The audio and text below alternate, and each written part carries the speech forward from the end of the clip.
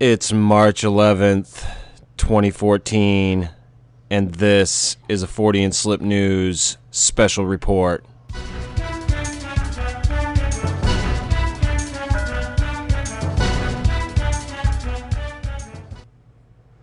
Making its way around the Bigfoot world, the new Steve O'Neill video of something in the woods messing with a trail cam. Messing with it? I think the thing was damn near, ripping that thing apart. It was doing something with it. Molesting. I was going to say something along those lines, but I couldn't spit it out. But yeah, Matt brought this video to my attention, was it the other night? The other night, yeah. And I remember it well. I remember it kind of well. And I watched it, and it's an interesting video. There's some hair, and it's really white for a while. And some noise. There's some breathing and some what appears to be maybe primate-like sounds. Maybe. Could be. I believe 100% they are primate-like sounds. Absolutely. And then the trail camera looks to be as if it's ripped off the... Was it on a tree? It was. It looks kind of like either a pretty thick twisted sapling or a large vine of some kind, possibly. And it was zip tied to this, right? Yeah. Yes. Okay, and it was ripped off of that and then thrown like 20 feet from that location. That is what comes across, yes. Yes. I mean, we're just going off context clues and, what's shown on the video, so... But yes, it appears that the camera was ripped off and then thrown what I would guess would be about 20 feet away from where it was. And then the creature seems to, or whatever it is, seems to go over to the location where the camera was thrown to and does something. Kick it or something. Right. Kick it a few times. Does something with it there. Yeah. This is the newest, hottest fucking thing. Yeah, I think the most interesting aspect of it is just the little context of everything, the background story, and all of that stuff surrounding it. Because, I mean, the video, yes, it shows something. You can see there's definitely something there, and it's got some kind of long, stringy hair, and there might be a glimpse of a finger or two here and there, but ultimately you can't tell at all what it is. I mean, every time it's on camera, it's extremely close to the camera and light's reflecting off of it and it's washing out. But you're left with, in my opinion, one of two possibilities. This is either real or it's a hoax. That's my own personal opinion. You don't think it could be any other type of animal? I don't think so. No. I don't think so. Basically, if nothing else, any other animal that would have been able to detach it from where it would mount, the camera would have just fallen straight to the ground.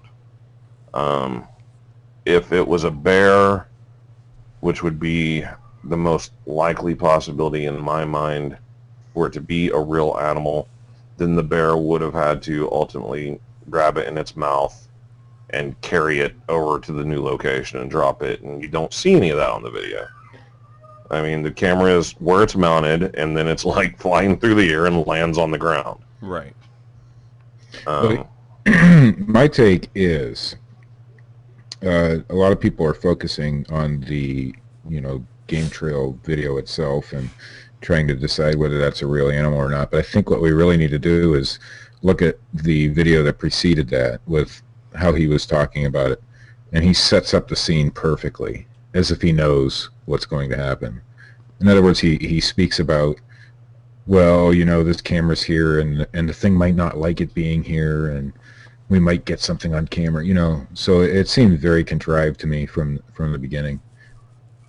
Especially, right, you know, he says, well, we might find some hair in there, and of course he finds hair, and then later in the video, after he sets the trail cam and all that happens, he's on his way back to base camp or wherever the hell he's going. And just as he's done turning on the camera and saying, hey, I'm going back, I'm almost back, he steps in a pile of shit, and guess what? It's allegedly Sasquatch shit. I mean, to me, it's not the video itself that is damning, but the rest of the, you know, the trail cam video itself that's damning. It's the rest of the video if you watch it. See, I think the rest of the video supports it. See, I think it sets the scene perfectly. I mean, I watched the rest of the video, and like, yeah, he stepped in the pile of shit, but he doesn't say it's Bigfoot shit. He says it could be. It's possible. Yeah, of course he says it's possible. They all say it's possible. Well, if you're out in the woods looking for a Bigfoot, and you step in a large pile of shit next to a log, you're going to think that's possibly Bigfoot shit. Yes, if you're out there looking for Bigfoot, you're probably going to step in Bigfoot shit. I mean, the thing that kind of, I mean, don't get me wrong. I don't know the guy. Okay, it could all be made up. But if he is hoaxing, he's following his own original recipe. Right. Like, I'm not calling it a hoax. What I guess in the terms, I don't know, the dictionary term maybe it is, because in my opinion, he's trying to deceive. But he's the executive director of that camp, and I think it's more for, you know, promotion of the camp than anything. So, do you call it a hoax? I don't know. It could be, but I wouldn't promote a camp by lying to children and tricking. Well, the camp people. isn't just for children. I looked it up. I mean, they host weddings and, you know, corporate retreats and church events and all that sort of thing. So it's open to anyone who wants to. So after being open for years and posting over 500 videos, he just got this harebrained scheme to do this elaborate, yes, multiple week-long hoax involving different people. And Bigfoot's popular right now. So why not? What better way to get people to, what better way to get people to come out to your camp than to say, hey, we might have a Bigfoot here, you know? Well, that's a good way, except, you know, it might bite him in the ass if that's true, because he's gone on record saying that it's not a hoax and that it's not him doing anything, and that it's what it is. He's just presenting what he gets. So. Yeah, but we all know somebody else who's done that many times, and he still gets attention. Well, here's the one thing that does that. If you watch to the end of the video, when the credits are rolling, it says, and I got a screenshot, so let me find it. For entertainment and educational purposes only, which is on his credits in every single video he makes, even the ones with real live turtles. Just like whenever you put the pre-made bumper on the end of your video, it says whatever it says. Right, but you know, if I'm promoting it as a real Sasquatch, I'm probably going to leave that out. Just saying. I would. I don't know. I just found it pretty contrived myself, that's all. I could be wrong. I'm not always right, Matt. Well, I'm not saying you're wrong. I'm just saying, for me personally, I have to look at it from the perspective of it's either a hoax or it's real. I've already signed off on that. So from that I agree with you there. I agree. Either it's 100% a hoax or a promotional thing, or it's the real deal. I mean, there's no two ways about it. Right. Because there's no animal out there who can do what that thing did with the camera. So. But for me, it's just, maybe this is just a personal thing. I don't know, but having had a sighting myself, I know these things are out there. In my mind, they're out there.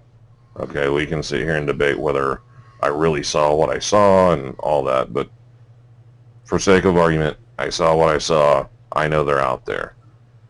So why is it that every time something like this is presented, nobody throws in the possibility that, oh, it might have actually worked one time. We might have actually filmed a Bigfoot. Who knows? Like, there's so many people out there who believe they've had sightings, but yet nobody ever wants to believe anything coming from outside their own camp. True.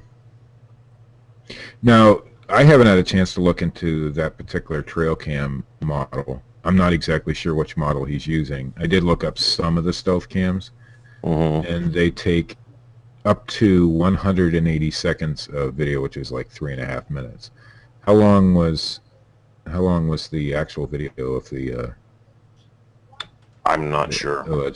I thought it was over that. Yeah, but for all the models that I researched on it, and it would depend on what size memory card you have in it. Well, the setting on the game camera itself only allows 180 seconds. So I don't know whether that had more or not. I haven't had a chance to break that down and look, but yeah, I don't know. If it had more than 180 seconds continuous, then it's an obvious hoax. If it didn't, and I looked at a lot of their different models, and it was black, so I looked at all the black ones that they had, and they all had the same video setting, and all of them have audio too.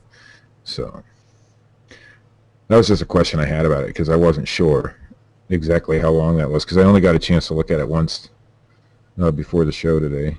So, just a thought, just a question. I mean, how about this question? If you want to go that route, why did the game tracker camera come on to begin with? I don't know, because well, it's pretty quick that you see the alleged Sasquatch. So it would, I mean, it seems like it came from behind. Right. So how did it trigger the camera if it came from behind? Well, perhaps it had touched the camera before you see the camera come on, because obviously it's not going to start. I mean, it starts instantly, but you're not going to see what triggered it sometimes. I mean, you get a lot of, I got a trail camera outside my house here, and I get a lot of blank pictures because by the time, I mean, if something, let's say a bird flies in front of it, you're not going to see the bird on there, because by the time it's triggered and that video kicks on, you know, it's, even if it's because Bigfoot have the ability to cloak, Steve. Oh, well, yeah, I know that. Speaking of disappearing things, how about that fucking plane that disappeared? Oh, I love all the conspiracy theorists out there already. Oh, yeah. I mean, within minutes of that damn thing going down or whatever happened to it, there was people already coming up with conspiracy theories. I saw someone today that posted something about it, saying that basically that the UK puts out more information than American media does, and then they posted this article about it, making it sound all sinister and mysterious, and it was from the dailymail.uk. Yeah, I know, I saw that one. I'm like, you gotta be kidding me. And then another website was like, no more sheep, or sheep no more, or something like that. And guys, these aren't reputable news sources. Yeah. I mean, it is an interesting case. It is. Something bad could have happened. But the thing that I think is interesting is that there's nothing. They haven't found any debris. Well, they found the oil slick. Oh, they did find the oil slick. I think they said it was like 12 miles long or something. Because I was under the impression they hadn't found anything yet. No, that was like yesterday or the day before they found that. But they haven't found any actual crashed debris. into the ocean and sunk. Like, you know, look how many aircraft had disappeared in the Bermuda Triangle that nobody ever found anything from. Like, it can happen. Oh, yeah, absolutely. But I thought it was interesting. And like Steve, I thought it was fucking hilarious how many conspiracy theories just popped up all over the place about that thing. Instantly. As soon as that thing went down, people were already... I mean, the thing about the stolen passports was the first bit of news out. Right. And it was the same day the thing went down. And right there, that started your conspiracy theories. Oh, well, now people's cell phones are ringing and nobody answering. And well, duh. They're at a secret airbase in Vietnam. That's where I'd go. I'm not. Yeah, because Vietnam is the secret airbase headquarters of the world. Of course, it's where all the secret stuff goes down. And if you're part of a major cover-up, why would the cell phones be ringing? I mean, let them keep their cell phones. Note to self: next time I want to make an airplane disappear, confiscate all cell phones and throw them in and shut them off. Take the batteries out. God almighty. You know, sometimes people will call me on my cell phone and it's off, but it still rings and it still goes to voicemail. It's not supposed to. Usually when your cell phone's off, it won't ring. It'll just go straight to voicemail. Right. But on occasion, you know, it's just a glitch. You know, that's all it is. But people want to make more of it. I don't know why we have these kind of conspiracy theories, but I mean, look at all the 9/11 conspiracy theories that are out there. That makes me want to vomit sometimes. Yeah. And on that note, this has been a Fortean Slip News special report.